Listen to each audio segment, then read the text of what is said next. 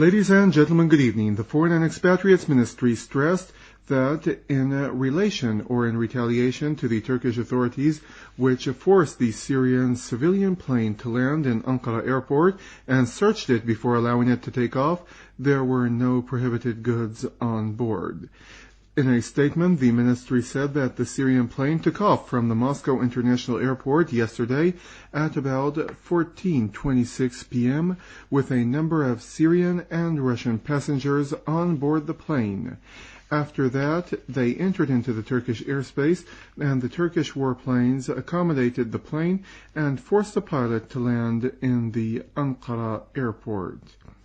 After landing, nobody approached the plane till hours later. The passengers were asked to go out and to wait in the hall after the Turkish security authorities subjected the plane to a search, and they assaulted the plane's crews, not mentioning locking the contents of the plane for long hours, in addition to having reservations on some contacts for inspection. The Syrian plane arrived in Damascus' airport today at dawn. The ministry added that the Syrian government calls upon the Turkish authorities to return the rest of the plane's contact and be not damaged. The Information Ministry stressed that the Syrian plane, which was forced by the Turkish warplanes to land in Ankara airport, did not carry any ammunition nor any military equipment. In a statement, the ministry said that the Turkish Prime Minister Recep Tayyip Erdogan's statements, in which he claimed that the Syrian plane carried on board ammunition and, quote, illegal, in quote, cargo, lacked the credibility, and he added that he should show that the equipment and the ammunition to prove that what he said is true to the people. The ministry added that Erdogan's statements uncover the fact that the Turkish authorities are involved in the piracy on planes which are flying from Moscow towards Damascus. Over to you, Lama. Thank you, Khaled. Foreign and Expatriates Ministry spokesman Jihad Maqdisi underlined that the statements of Turkish Prime Minister Recep Tayyip Erdogan and his Foreign Minister Ahmed Davutoglu claiming that the Syrian plane forced to land in Ankara by Turkish warplanes was carrying ammunition of illegal cargo are categorically untrue. In a statement, Maqdisi added that those statements uncover the fact of the Turkish authorities involved in the piracy of the plane which was flying from Moscow to Damascus. A unit of the armed forces carried out a qualitative operation against terrorists in Qadi Askar roundabout and the areas around the eye hospital and the slaughterhouse in Aleppo city. The operation resulted in destroying a mortar, 6 Doshka-equipped cars, weapons and ammunition warehouse, and a stolen ambulance loaded with weapons and ammunition. The army members also killed 3 RBJ shooters and a large number of terrorists. The army units in Aleppo carried qualitative operations that destroyed the gatherings of terrorists in the north of Kafr Aleppo station, 2 Doshka-equipped cars, killing a number of terrorists. The army also targeted another den for terrorists at Al-Tawama village in Al-Tarab in Aleppo, destroying 2 cars loaded with ammunition and 3 Doshka-equipped cars, killing a big number of terrorists.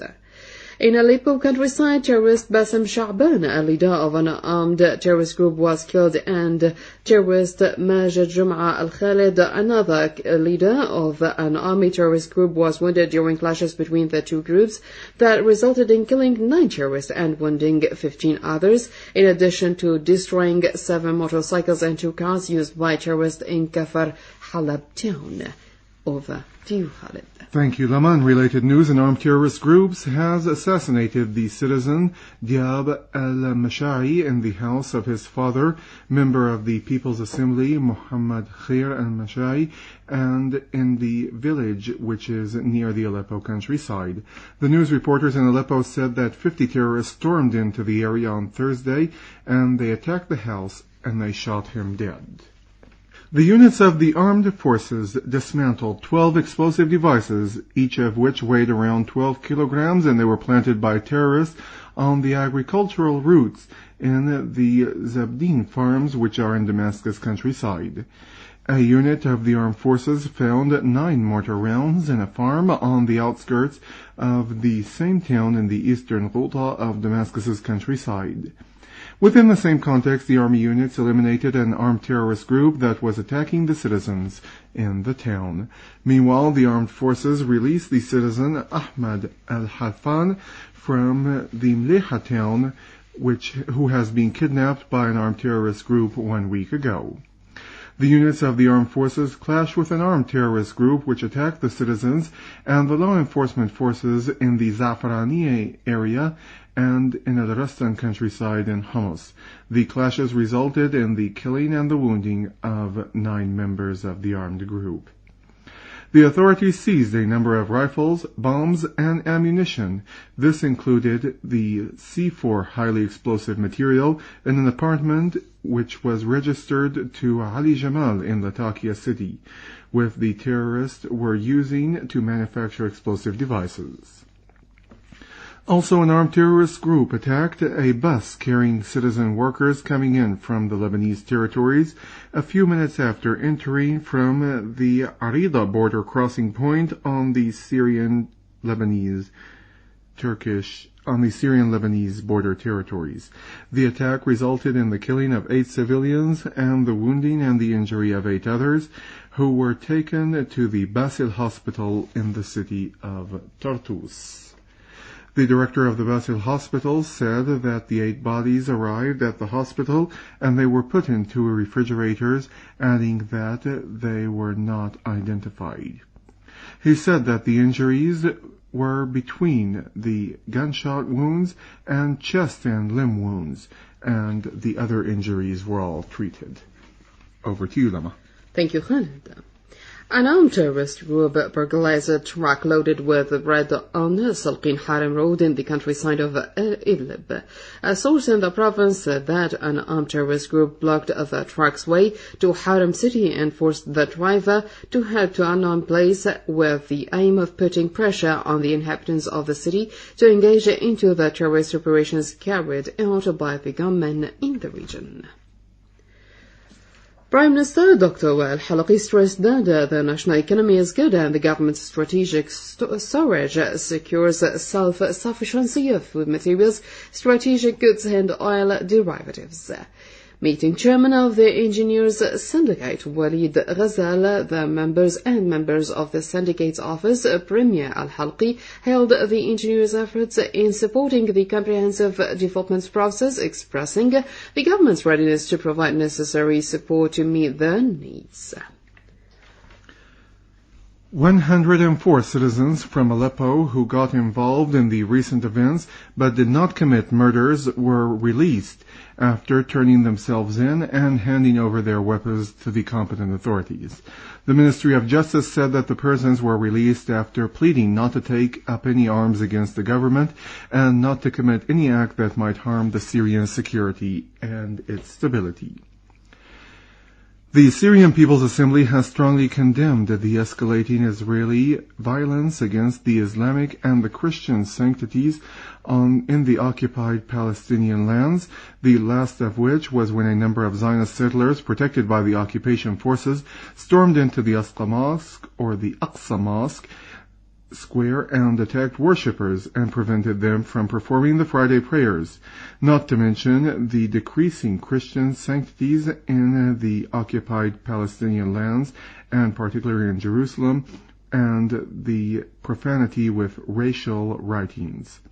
In a statement issued, the People's Assembly said that the continuous Israeli violations against the Islamic and Christian sanctities cannot be accepted by any country in the world.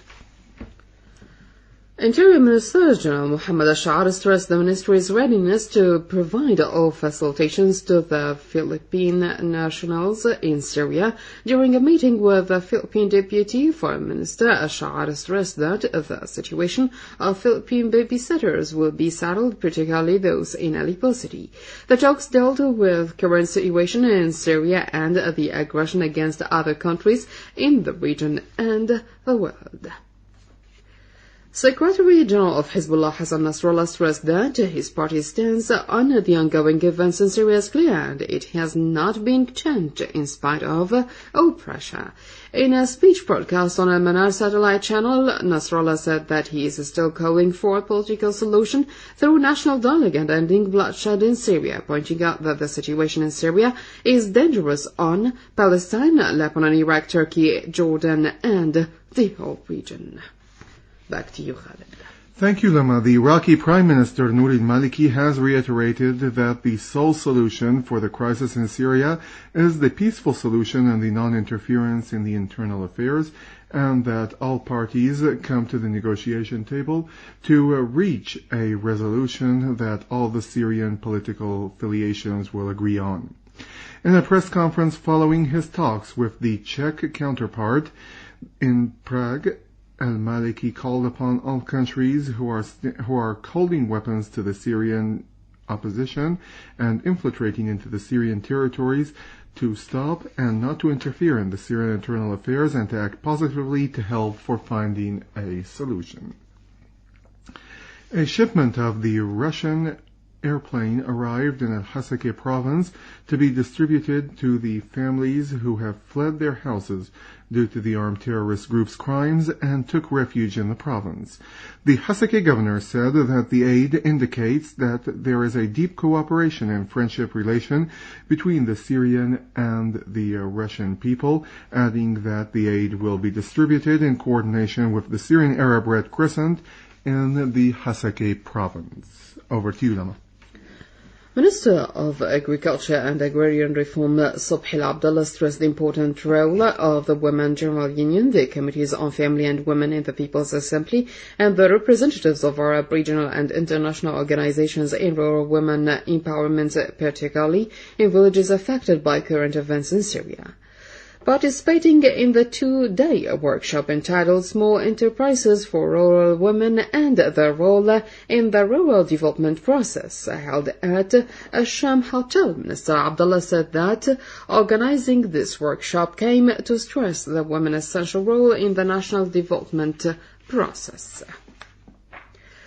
Directorate of Antiquities and Museums said that the goals of the emergencies meetings organized by the Islamic Educational, Scientific and Cultural Organizations ISASCO in Cairo for studying the methods of protecting the cultural heritage in Aleppo City were politicized as the participants made political statements that reflected the stances of their countries on Syria's battle with terrorism. The Directorate said in a statement issued that ISASCO should have stuck to its directed goals stated in its foundation charter through coordinating its efforts with the bodies concerned in Syria to protect and save the Syrian cultural heritage as to ensure effectiveness of its work and closely inspect the damage caused to the Syrian cultural heritage in Syria, especially in Aleppo. With this, ladies and gentlemen, we have reached the end of our news bulletin for tonight. Thank you for joining us. News and views.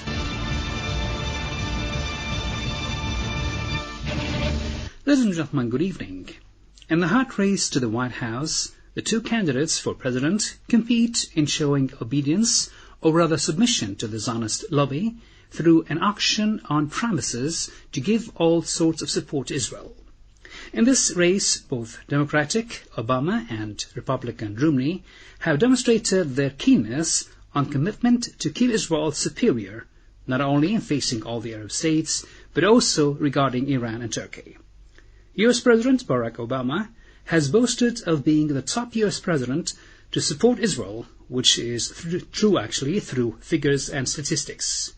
This case of supporting Israel by all the U.S. presidents seems to be inevitable, and the whole world knows that the White House moves according to a remote control found in both Tel Aviv and the Zionist lobby's corridors.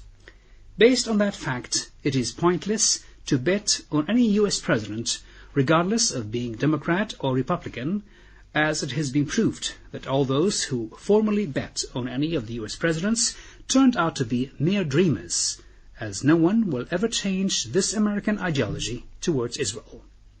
We, As Syrians, therefore, will only bet on ourselves, our people, and our own capabilities, because this is the only true bet remaining. It is, in fact, the old new choice that was not adopted by any of the Arab regimes since the start of the Arab-Zionist conflict, as those regimes have lined up, instead, behind the U.S. master to protect their thrones and palaces against elimination by the strong will of the Arab people.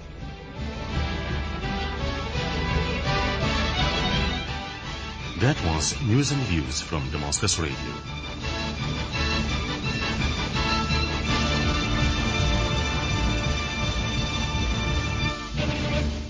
Damascus Radio presents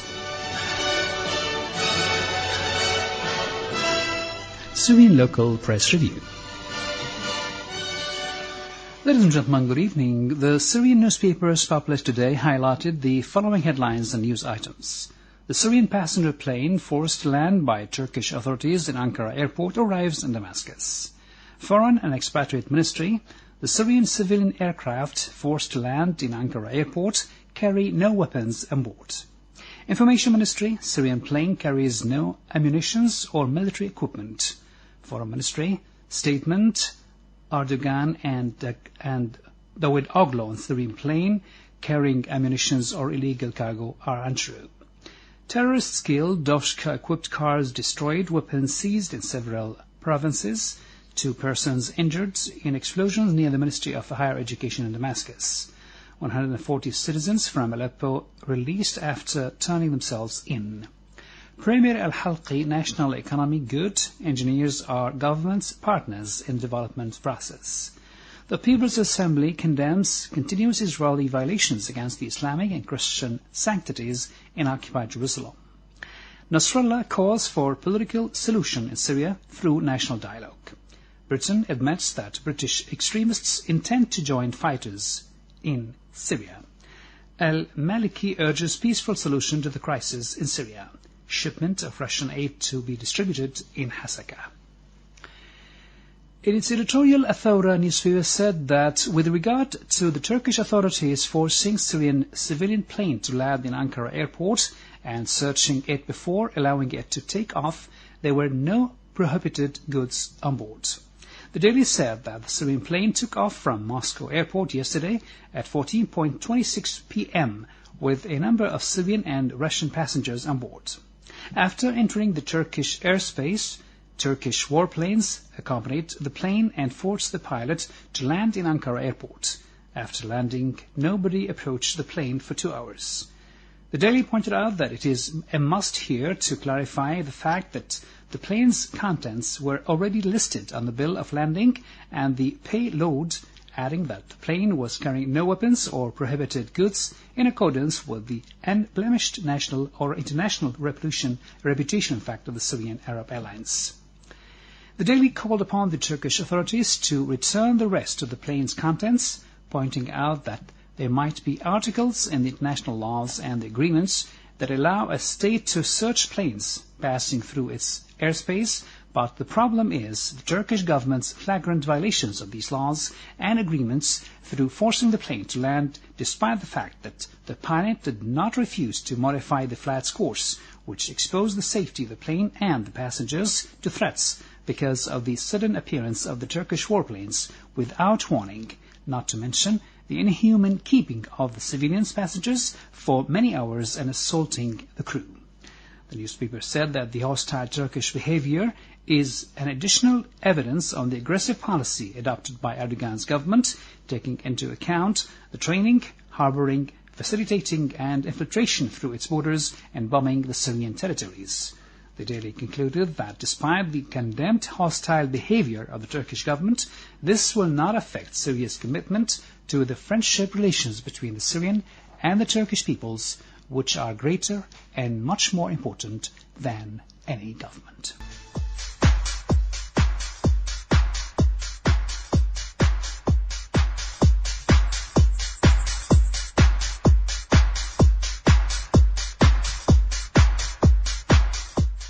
Damascus Radio presents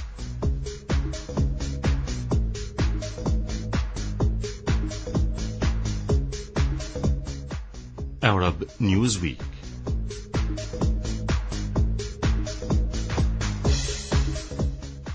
Presented by Basim Bagdash and directed by Hussam Khouri.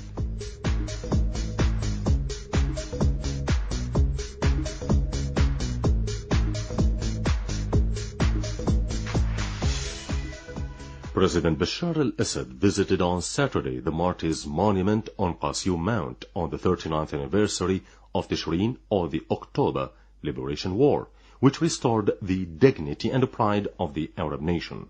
Upon his arrival, President al-Assad was received by Deputy Commander-in-Chief of the Army and the Armed Forces, Minister of Defense, General Fahd Jassim al-Frij, and Chief of General Staff of the Army and the Armed Forces, General Ali Abdullah Ayyub. President al-Assad received flowers from the martyrs' sons and shook hands with the Assistant Secretary General of the Al-Ba'ath Arab Socialist Party, the two Vice Presidents, Assistant Regional Secretary of the Al-Ba'ath Arab Party, Deputy Chairman of the National Progressive Front, the Speaker of the People's Assembly, the Prime Minister, the Deputies of the Defense Minister, and the Chief of the General Staff, and the Chief of the General Staff of the Palestinian Liberation Army.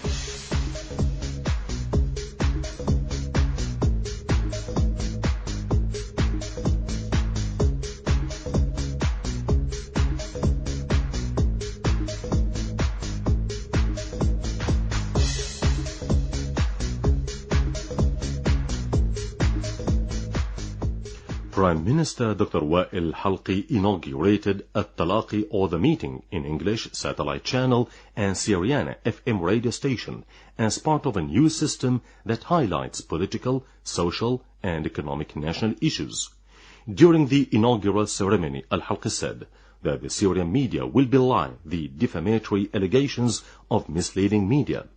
I would like to seize this opportunity to stress to our people that we are surely heading for victory, Al-Halqi said, congratulating the Syrian people and the media on the inauguration of these two media platforms, which are to be added to the new system to bring to light national causes, be them political, social, or economic. He added that hopes are pinned on launching such media platforms as it will help enhance and deepen the outstanding performance of the Information Ministry through mobilizing potentials in this primary sector, which is engaged in a real war.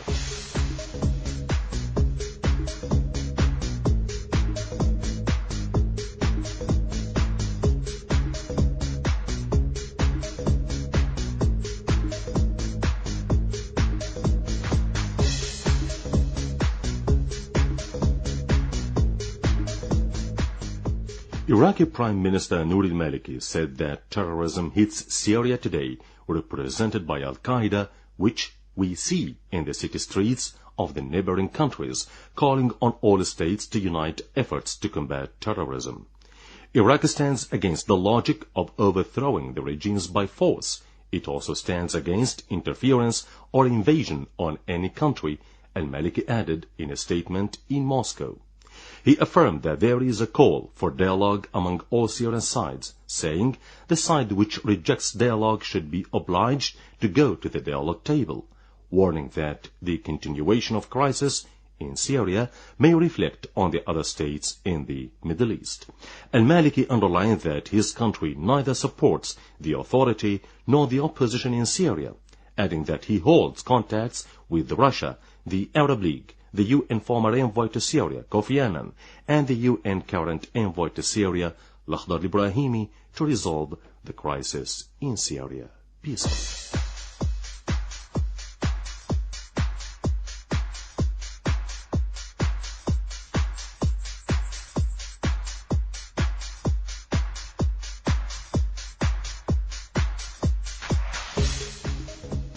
And that was Arab Newsweek from Damascus Radio.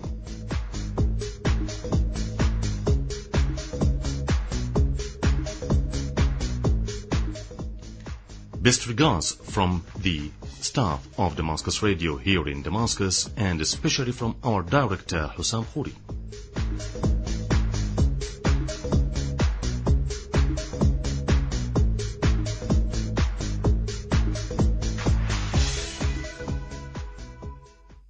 Selected Readings.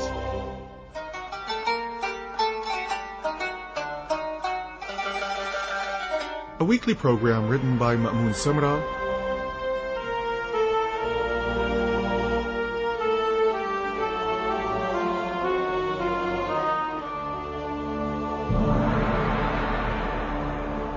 read by Khalid Saqbani. Sound technician Bashir Dayoub.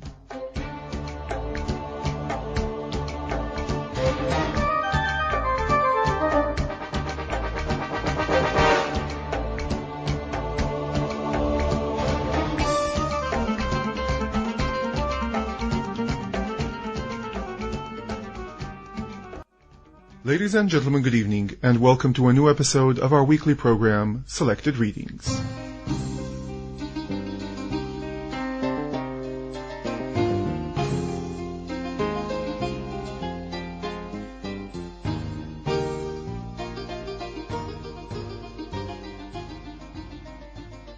In tonight's edition, we're going to be talking about the Syrian national drama, which is the image of the national concerns and the crossing gate into the generation's memory.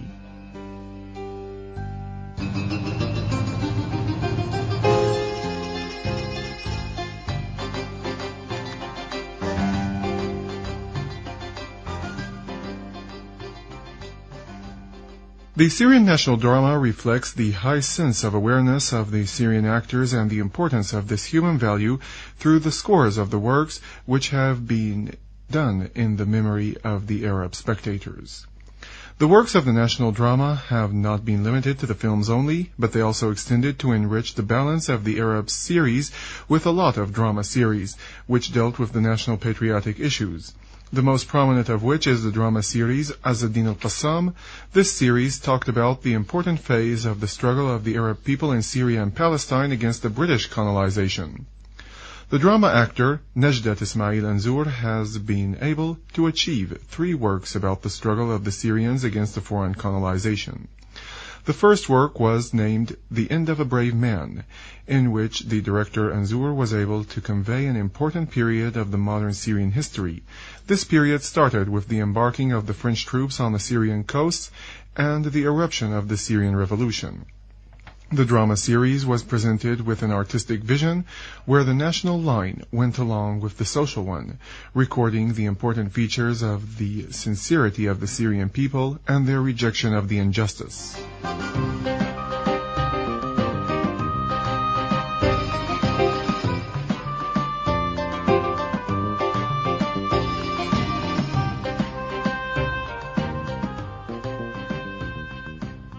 The drama director, Nejdat Ismail Anzour, also talked in his experience about the drama, saying that this science is the beginning of the TV awakening, and we presented many important works which touched upon the issues of the resistance, and nowadays we are presenting other works that are related to the social series and other topics. The director Anzour stressed the necessity that the locations of the national drama works should meet the reality of the events to such a degree which give the credibility and the depth of the story. Anzour said that the drama series, The Brothers of Soil, they searched everywhere in Syria to find the right locations, due to the importance of the place and the geography as one of the main features of the work. The drama director, Nejdat Ismail Anzour, went on to say that the most important difficulty that faces the drama works which deal with the national issue is the marketing, as they are unable in some channels which underestimate such work. Anzour pointed out that the Syrian drama works are still successful in the values of these topics and their contents, and they can face any media misleading campaign by these channels.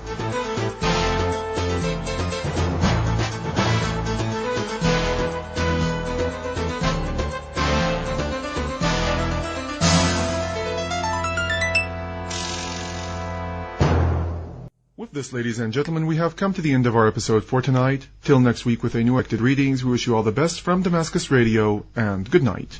You are still tuned to Damascus Radio, ladies and gentlemen. Before signing off, here is a quick look at our news summary. The Foreign and Expatriates Ministry stresses in retaliation to the Turkish authorities which forced the Syrian civil airplane to land in Ankara, and they searched it, and before allowing it to take off, that this had no military equipment on board, and the act is totally not accepted.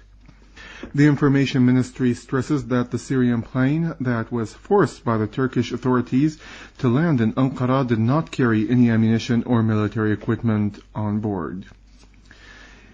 A unit of the armed forces carry out qualitative operations against the terrorists in the roundabouts around the eye hospital of the city of Aleppo.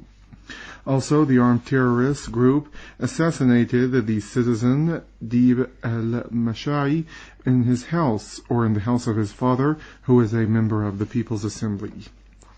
An armed terrorist group has burglarized a truck that was loaded with bread on the Salqin Harim highway in the countryside of Aleppo. 104 citizens from Aleppo who were involved in the recent events but did not commit murders were released after they turned themselves and their weapons in and promised not to harm the Syrian authorities. The Syrian People's Assembly strongly condemns the escalating Israeli violence against the Islamic and the Christian sanctities in the occupied Palestinian lands, the last of which when a number of Zionist settlers protected by the occupation forces stormed into the Aqsa Mosque and they prevented the worshippers from performing the Friday prayers and wrote racial slogans on the walls. And finally, the Interior Minister stresses that the ministry is ready to provide all facilitations to the Filipino nationalists in Syria, including all of the workers. With this news summary, we come to the end of our English transmission for tonight from Damascus Radio. Please join us again at the same time on the same frequency. Till then, we wish you all the best and a very good night.